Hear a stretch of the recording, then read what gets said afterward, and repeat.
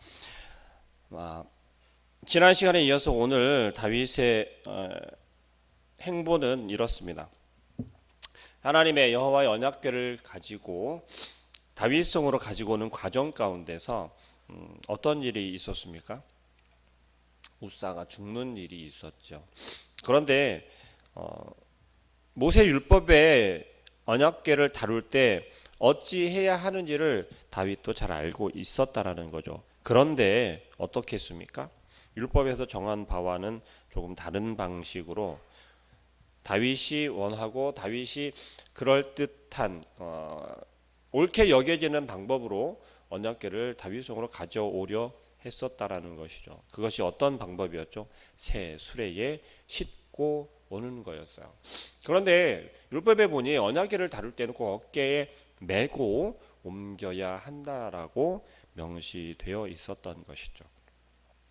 다윗은 이제 깨달았겠죠. 그 두려운 하나님께서 자기의 마음에 옳은 대로 행하는 그 모습 가운데 잘못되었음을 다윗은 깨닫게 된 것입니다. 그러나 여전히 다윗의 마음 가운데는 두려움이 있었어요. 또 누가 죽을까 혹여는 잘못될까 두려워 결국 오베데돔의 집에 석 달 동안 두게 되는데요. 그 가운데 오베데돔의 집에 또 그 온 집안에 하나님께서 축복하셨다 함을 듣게 되는 거죠. 그제서야 비로소 다윗은 하나님께서 이제 하나님의 언약궤를 이제 가지고 와도 되겠구나라고 여기게 됩니다. 다윗의 마음 가운데는 아마 이 석 달 동안에 기다리는 그 시간이 사울에게 쫓겨 도망다니던 그 시간과 아마 맞먹을 정도로 굉장히 초조하고 그런 시간이 아니었을까 미루어 짐작해 봅니다. 우리에게 하나님께서 주시는 그 복을, 우리에게 허락하시는 복을 우리가 기대할 때 어떤 마음으로 기대하시는지 한번 생각해 보시길 바랍니다.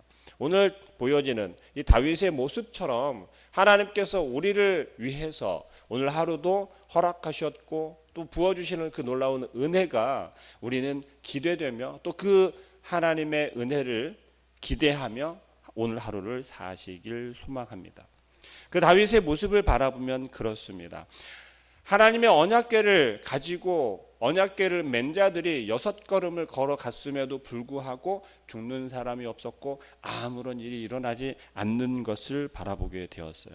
그러자 다윗은 여깁니다. 옳거니 이제 하나님께서 이 언약궤에 옮기는 것을 허락하셨구나. 다윗성 가운데로 다윗성으로 옮기는 것이 예루살렘 한가운데로 들어가는 것이 하나님께서 이제 기뻐하시는 일이구나라고 확신하게 됩니다. 그러면서 어떻게 넘어가게 되죠? 그곳에서 6걸음을 뗀 그 자리에서 다윗은 춤추며 살찐 소와 그리고 송아지를 가지고 잡아서 그 자리에서 제사를 한번 드리고 그리고서 다시 다윗성으로 들어가게 되는 것입니다. 그런데 다윗의 모습을 우리가 눈여겨볼 필요가 있겠습니다.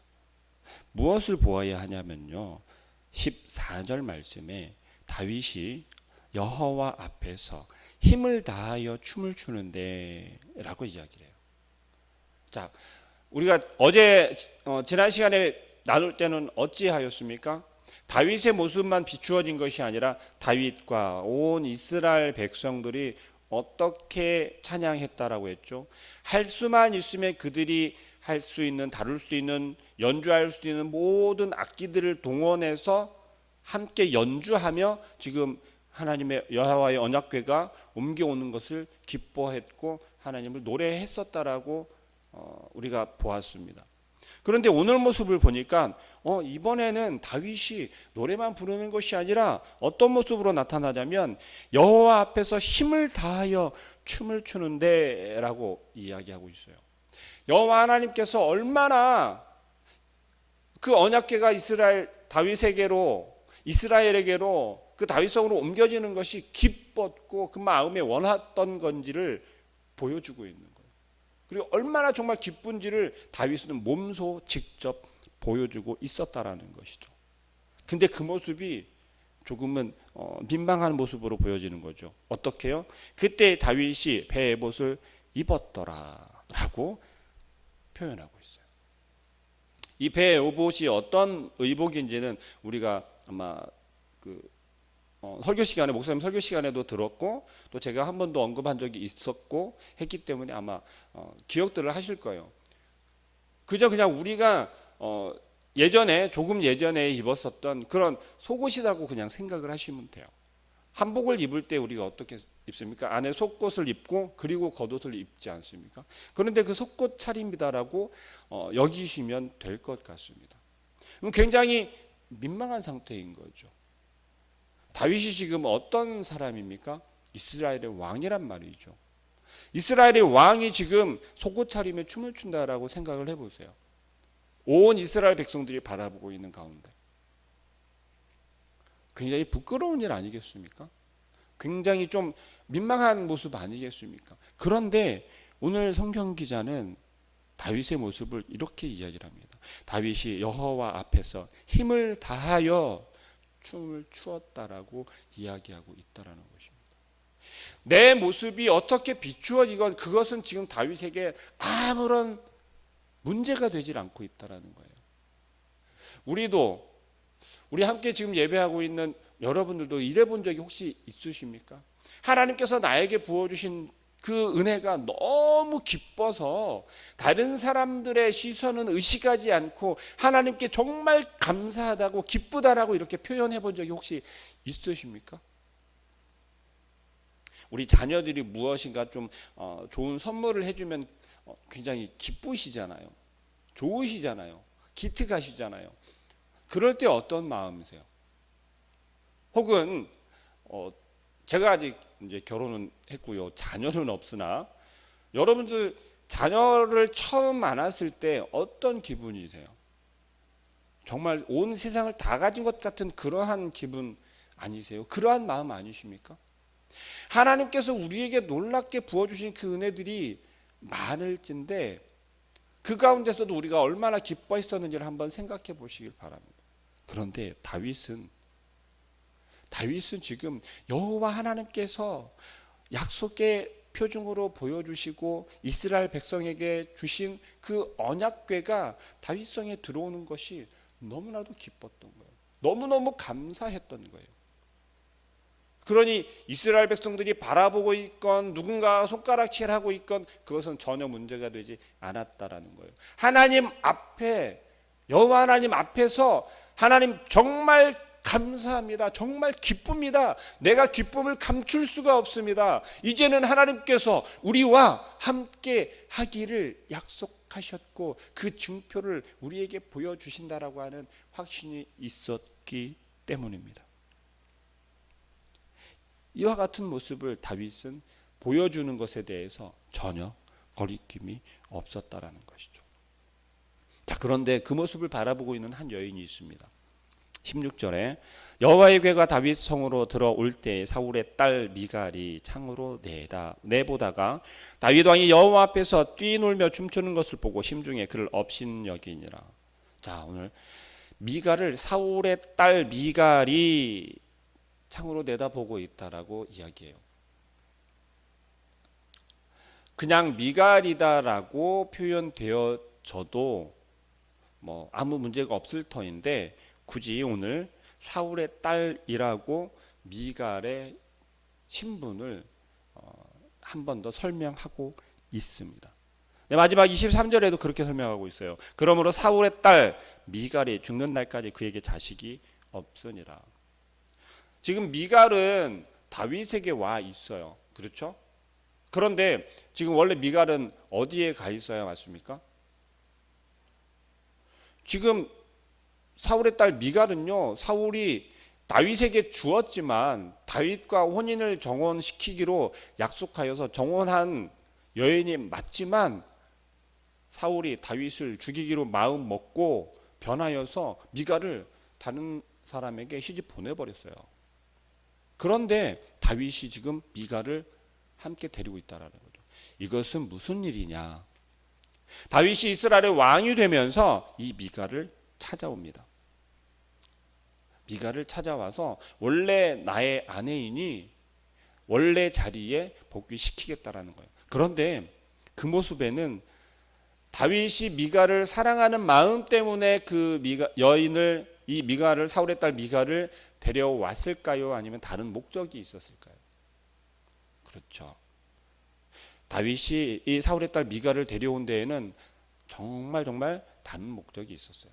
그것이 무엇이었냐면 바로 정치적인 목적인데요. 다윗이 지금 이스라엘의 왕이 되었다라는 말이죠. 그런데 한 나라의 왕이 되려면 그 왕가가, 나라가 온전히 세워지기 위해서는 어떤 혈통을 무시할 수는 없었다라는 거예요.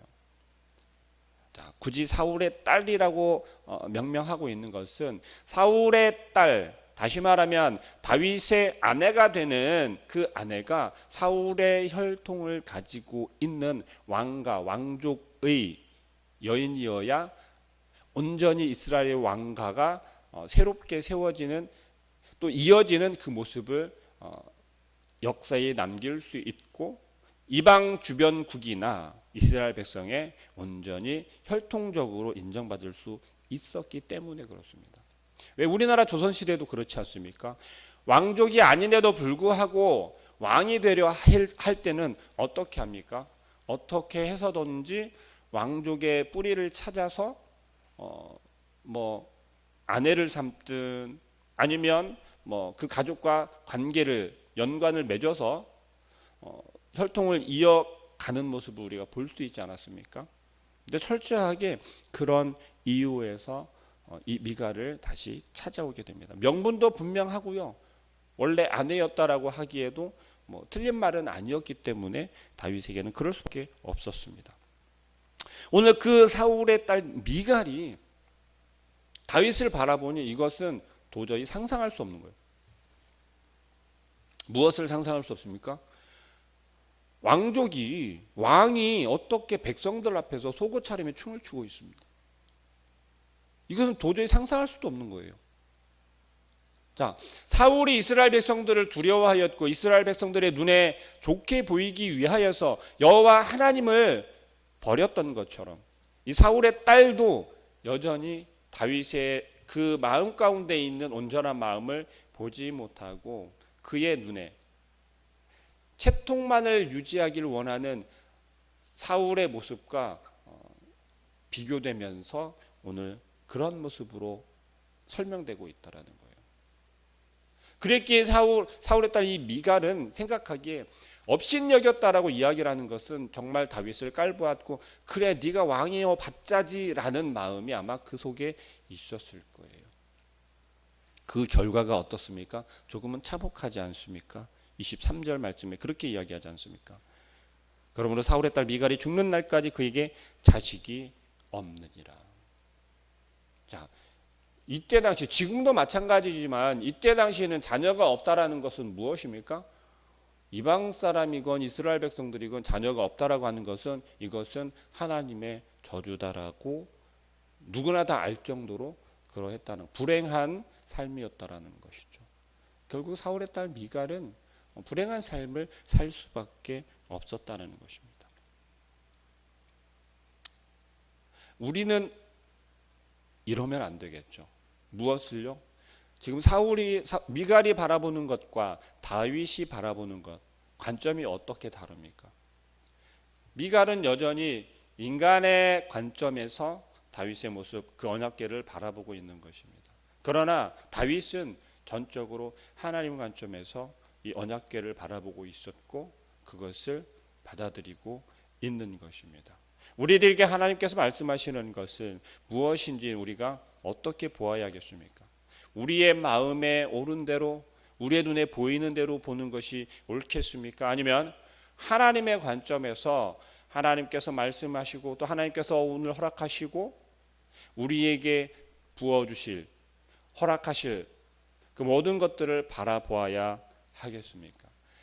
자기 중심이 될 때, 나의 중심이 될 때 우리는 결국 하나님의 것을 보지 못하고 또 하나님의 것을 깨닫지 못하는 어리석은 우리의 모습이 되고 만다라는 걸 기억하시길 바랍니다. 자, 17절 이하의 말씀에는 그렇습니다. 다윗이 하나님의 언약궤가 다윗성에 들어온 이후에 보여지는데 모습을 보여주고 있는데요. 번제와 화목제를 여호와 앞에 먼저 드리는 모습을 보여주고 있습니다. 그리고 나서 하나님의 이름으로 백성들을 축복하지요. 그런 다음에 백성들에게 음식을 나눠요. 한 명도 빼놓지 않고 모든 백성들이 19절 말씀에 모든 백성 곧 이스라엘 무리에게 남녀를 막론하고 떡 한 개와 고기 한 조각 건포도 떡 한 덩이씩을 나누어 주며 모든 백성이 각기 집으로 돌아가니라. 하나님의 이름으로 축복하고 백성들이 모두 하나가 되며 함께 나누는 모습을 우리가 볼 수 있다라는 것이죠. 다윗은 이처럼 하나님의 뜻에 따라 움직여졌고 하나님이 우선적이었고 그리고 모든 백성을 하나로 그 공동체를 하나로 아우르는 마음을 가지고 있었다는 것입니다. 우리들에게 하나님께서 요구하시는 것은 다른 것이 아니라 다윗이 자신을 다윗을 이스라엘의 왕으로 세워 주신 분이 여호와 하나님이라는 것을 인정하였고 그 하나님의 은혜에 찬양하며 기뻐 뛰며 춤추는 모습을 우리는 기억해야 할 줄로 믿습니다. 제가 다윗처럼 찬양하는 것을 소망하고 또 그처럼 찬양하면 좋겠다라고 고백을 한 적이 있습니다. 여전히 그렇습니다. 그 이유는 다른 것이 아니라 오직 여호와 하나님만을 바라보고 그 하나님만을 기뻐하며 찬양하는 춤추는 다윗의 모습을 상상해 보았기 때문에 그렇습니다.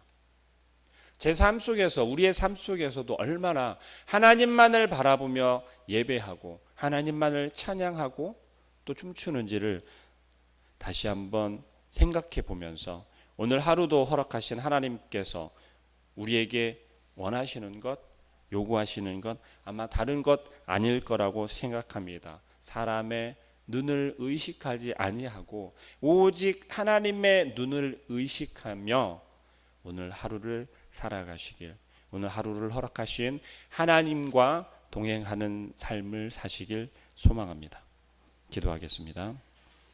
사랑하는 하나님, 하나님께서 오늘도 우리에게 허락하시고 또 우리에게 보여주시는 것들이 너무나도 많은데 온전히 하나님께서 허락하신 것을 깨닫지 못하고 우리 눈에 보이는 대로 세상의 것에 현혹되어서 우리가 실수할 때가 너무나도 많음을 고백합니다. 다윗은 지금 세상 사람들, 이스라엘 백성들이 바라보고 있는 그 시선을 의식하는 것이 아니라 오직 여호와 하나님의 시선에 집중하였고 하나님께서 바라보시며 하나님께서 기뻐하실 것만을 바라보며 기뻐 춤추는 모습을 우리가 바라봅니다. 세상 사람들의 시선이 아니라 그 누가 우리를 바라보며 어떻게 여길지가 중요한 것이 아니라 하나님께서 바라보시고 어떻게 생각하실지 어떻게 여기실지가 더 중요하다라는 것을 가장 중요하다라는 것을 깨닫게 하시고 우리의 삶 속에서 하나님께서 어떻게 바라보실지 하나님께서 어떻게 생각하실지 하나님께서 우리로 하여금 어떻게 살아가기를 원하실지를 먼저 궁금해하고 소중하게 중요하게 여기는 온전한 주의 백성들 되게 하여 주옵소서. 오늘 하루의 삶 속에서도 하나님만이 우리의 가장 우선이 되게 하여 주시고 우리의 온전한 주인 되신 그 주님을 온전히 우리의 앞장 세우는 주의 자녀들 되게 하여 주옵소서. 예수 그리스도의 이름으로 기도합니다. 아멘.